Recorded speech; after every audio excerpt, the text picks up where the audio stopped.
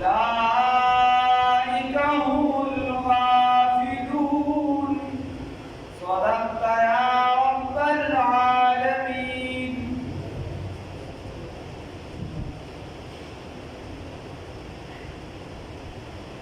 فدي آيات کې الله رب العزت فرمایي وإمام د جهنم د پاره ډېر خلک پیدا کړي د جنات او د انسانانو. دا کوم خلک دي؟ دا د هغه خلکونه دي لهم قلوب لا یفقهون بها چې د دې دپاره زړونه شته خو په دې زړونو باندې دي د سمې کار نه کوي. دي د دې نه پوهه نه حاصلوي، په دې پوهه نه کوي، د پوهې کار پرې نه کوي. په دې سره پوهېږي نه. ولهم اعین د دې دپاره سترګې شته لا یبصرون بها او دې په دې باندې لیدل نه کوي. او د دې دپاره غوږونه شته لا یسمعون بها دې نه اوري په دې باندې. اولئک کالانعام اولئک دا هغه خلک دي کالانعام چې دا په شان د څاروو دي، دا په شان د ځناورو دي. بل هم اضل بلکې د ځناورو نه هم یو دوه ګوتې پرې ورغوړېدلي د هغې نه تر زیات دي. د هغې نه هم زیات ګمراهه دي. ولې؟ وجه پکې دا ده چې په ځناور کې خو یو قوت پروت دی، په هغه کې خو صرف حواس دي او د هغې په وجه هغه د دې ادراک کولی شي، هغه دا معلومولی شي چې بهی دا کنده ده دې ته ته غورځېږي، دې په زوره بره عمارت ته خېلواغه ده دا سرنخي یا یریږي چې زه به راوغورځېږم. خو دا انسان دی دې اور ته ورغورځېږي، کندې ته ور روان دی او بیا چې د الله رب العزت د حواسو سره عقل او نقل هم ورکړی دی، دین هم ورکړی دی، عقل هم ورکړی دی، بیا هم چې دغه اور طرف ته روان دی.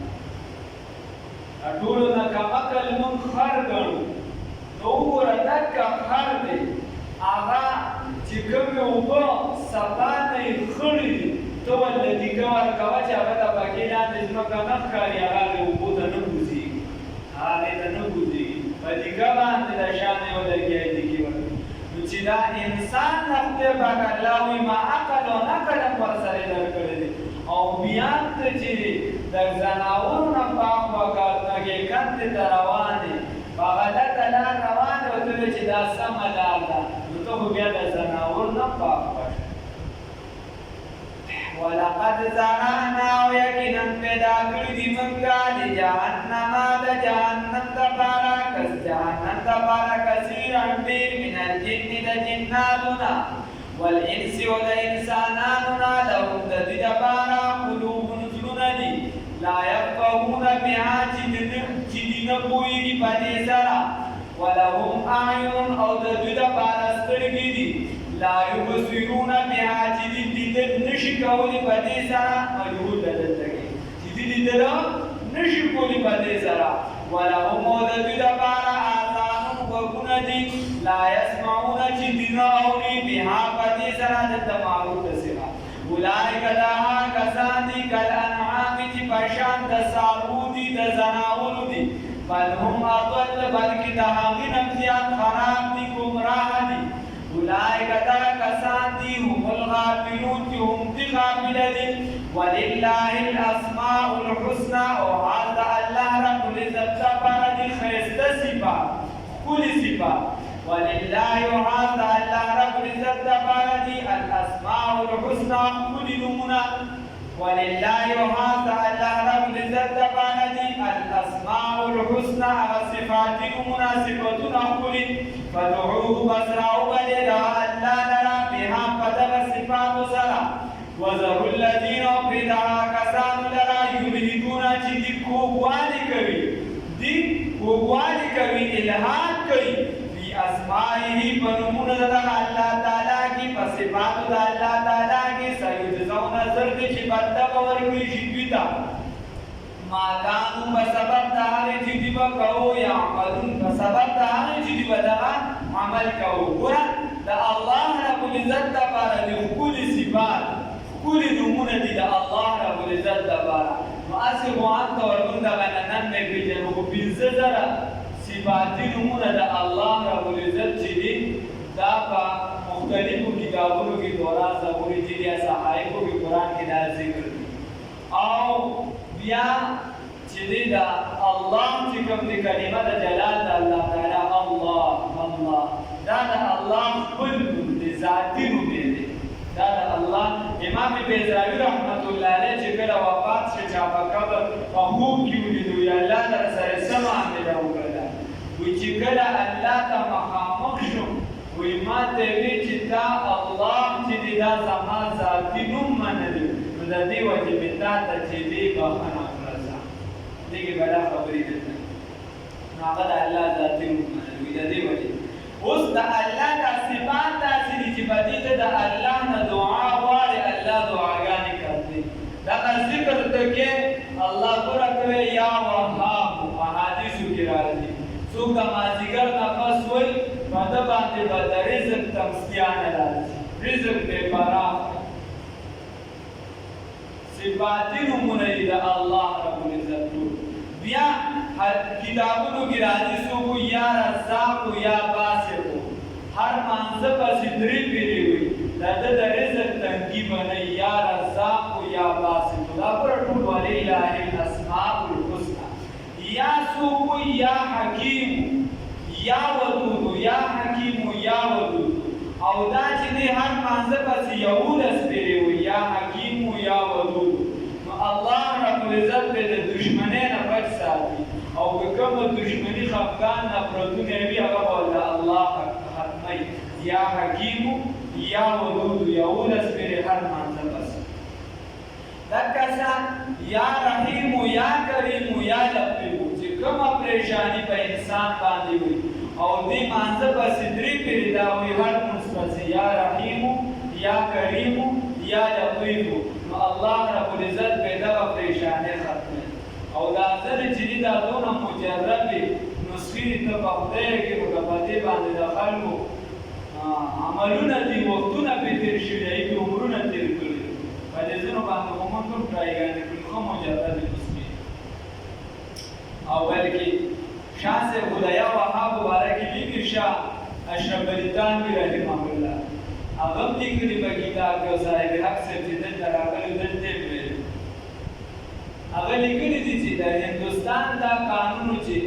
کم طالب په علم شروع کړو نو چې څومره طالبان به په جومات کې نو هر کلیوال به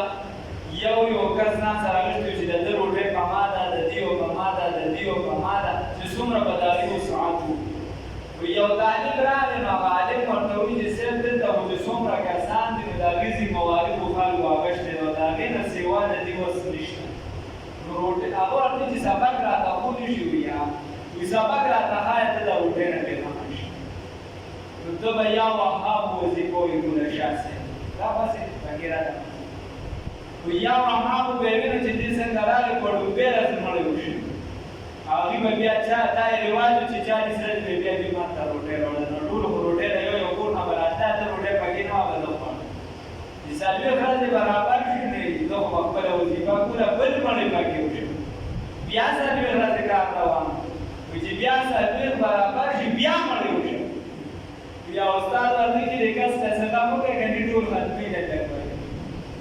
الله دې معافي وکړي خدا یا وهاب چې څوک وي نو د الله لپاره ښکلي نومونه دي صفاتي بیا په دغه نومونو کې چې دا کوم د الله چې دی الله یا حی یا قیوم برحمتک استغیث وغیره د دې باره یا حی یا قیوم باره کې راځي یا الله وغیره نور هم د الله چې کوم نومونه دي دا کوم چې موږ وایو اسم اعظم دی اسم اعظم دی دا هم په دې نومونو کې پروت دی چې ته د دې ورد کې نو الله رب العزت به پاکي هغه راولي او ستا دعاګانې به قبلي اوس دا بس ضروري نه وي چې ته وایې چې ما بس اسم اعظم ووایي ما د الله صفاتي نومونه واغېستو خدای د دې ځای نه نوچت کړي او په یورپ کې مې ګزار کړي چې هلته بلا پیسې په یو ځای وګټم نه داسې نه سوال به هم د ځان مطابق کړي چې څومره یې تاریخونه وَذَرُوا الَّذِينَ اُبْرِتَهَا کسانو لرا یلحدون چې دي کوږوالي کوي فی اسمائه په نومونو د الله تعالی کې الحاد ویلی شي کوږوالي ته دا د دین په احکاماتو او په د ځان نه کوږوالی راولي لکه نن سبا سم ډېر د ملحدین ورته ویلی شي او غالبا دا اقبال یو شعر دی وی خوش تو ہے ہم بھی جوانوں کی ترقی سے مگر لب خندا سے نکل جاتی ہے فریاد ویسا یا اور پس سے شعر ہوئی ممداری کہ دائے کی تعلیم دائے کی فراغت تعلیم وی منگوی چی دا تعلیم با فراغت راولی کیا خبر تھی کہ آئے گا الہاد بھی ساتھ سے شعر اور پس وی منگتا سبت اور صریب ملحدین پیدا شی ہر کس با مبتی اگر بیا با اسلام کہ اٹھے گا الہاد بھی ساتھ چی الہاد ملحدین اور سر پیدا شد اسلام کا خبر و اعتراضات شروع شد دا خبر زمان ذہن منی اور دانا وَذَرُوا الَّذِينَ أُمْرِدَهَا كَسَانُ لَرَا يُلْحِدُونَ فِي أَسْمَائِهِ چی دی کوگوالی کوي دا اللہ پر صفاتو کی نو دی بدا سکارو کو یو خود دا مراد دی چی دا اللہ کم نمونو لکا دا اللہ نمو اللہ نو دی دا دگا اسر آغشتی و اغین جوڑگوی اولاد یا دا اللہ نمو ودود دی آغشتی ودو دا سی وغیرہ ناغیر کل بکانو لگو ملیونو دا جمهور رای مدانا چی دیتا کوگوالی ویلشی الہاد ویلشی د دین هغه حکم ته بدل کې بل څه بل څه دی جوړ کړي خلک لګیا او یا د لږو خلکو دا رایه ده د لږو هغه که د بیا جوابات نشته چې کوم نوم د الله دپاره د الله صفاتي نوم وي خو قرآن او حدیث کې نه وي ذکر شوي نو د هغې نه لږه ډډه پکار ده وي هغه ترې مراد والذین وَمِمَّنْ خَلَقْنَا وَزَدِدَ دُونَةِ پیدا کړی دی منګه وَمِمَّنْ خَلَقْنَا او د دې خلقنا چې پیدا کړی دی منګه امة دلدا يهدون چې هدایت دی بلام په حق سره وبه يعدلون او په انصاف فیصله کوي او د دې حق سره په انصاف فیصله کوي دی اوسم په هدایت دی والذین آکسان کذبوا چې تکذیب کړی دی بیا آیات زمون د آیاتونو سنستدرجهم نو زر دی چې راټینګ وکړو مونږ دې لره درجه په درجه او داسې به راټینګو من حیث له داسې ځاینا لا یعلمون چې دې ته به علم نه وي الله وایي داسې به راټینګو چې دې ته به د سره علم هم نه وي نو یو استدراج دی یو ارهاص دی او یو کرامت دی یو چې دې معجزه ده وغیره د دې خپل بیا کارونه دي استدراج چې کله یو کس کافر وي او د ده په لاس باندې یو داسې کار راښکاره شي چې هغه یعنې عقلي توریا په اسبابو باندې نه کېږي کرامت او معجزه چې دا د الله کار وي د بنده په لاس راښکاره شي معجزه د پیغمبر په لاس او کرامت د ولي په لاس باندې او ارهام ویلی شي چې ارهام چې یو کار راښکاره شي او دا وی د پیغمبر په لاس قبل النبوه چې پیغمبر لکه رسول الله صلی الله علیه وسلم په چې کله ته نو په ده باندې به کاڼو چې دې سلام اچو چې کاڼو به پرې سلام اچو نو رسول الله صلی الله علیه وسلم دا پیغمبر نه او هغې به پرې سلام اچو نو دې ته ویلی شي ارحاص چې قبل النبوه یې ورکاږو شي او دغه نور کرامات او بیا به چې منعوت ورته ویلی شي او هغه چې یو کار د مسلمان په لاس باندې راښکاره شي کمزوري مسلمان وي او د ده په لاس راښکاره شي او هغه خلاف بیا کوي خلاف تدبیر وي دا صرف د ده د ایمان د مضبوطوالي لپاره الله ربالعزت یو څیز راښکاره کړي او استدراج چې دی د دې لوی ډله لوی کار چې دا به د دجال په لاس دجال چې راشي چې څوک یې خبره مني هغه باندې به بارانونه اسمان ته وورېږي د وی راوځي ښه باران پرې راوړه باران به پرې راوړي او چې څوک یې خبره نه مني د هغه د کور څومره اسباب چې هغه به ده پسې روان شي گویا چې پایې ورته وړي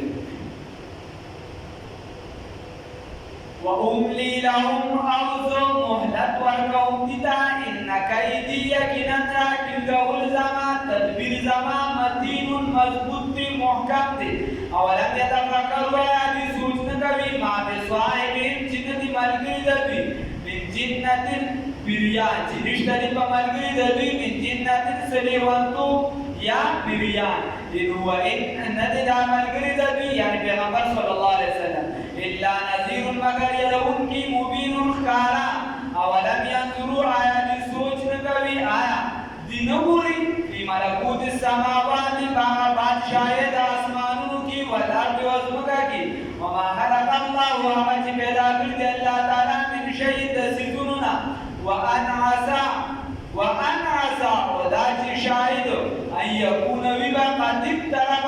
نزدي أجلهم نتدبي فبأي حديث بس فكما خبر باندي بعده رسل الذين يؤمنون دي إيمان نوڑي رسل قرآن پاکنا چه پا قرآن پاک دي إيمان نروڑي بدي باندي دي عقیدہ نسمیگی قرآن وید دي رفض نورگی قرآن باندي عمل قود دي رفض نورگی دا قرآن اورید دي رفض نورگی پس دا دی با بیا دی پس باندې سمشي بیا پس ایمان ورو ما یضلل الله ما تعالی چې ګمراه کې الله رب العزت فلا هادي له نو نبی د لپاره بیا سبحانی هدایت کوونکی ويذرهم وبرك دلنا في طغيان فسرکشه کی یا مون سرګردانا يسالونك داسل نظامن دي چې ټول خبره ورسره ختم شي دا دوی چې تو دا قیامت کې دا قیامت پکې راغلی ته خو چې دا کار کوشي دا هوښیار ووشي نو دا هوښیار پلان کې کار وشو اوس راته دا وایي چې دا قیامت به دې راغلی راځي یسألونک دي تپوس کوي ستانه عن الساعة په باره د قیامت کې ایان مرساها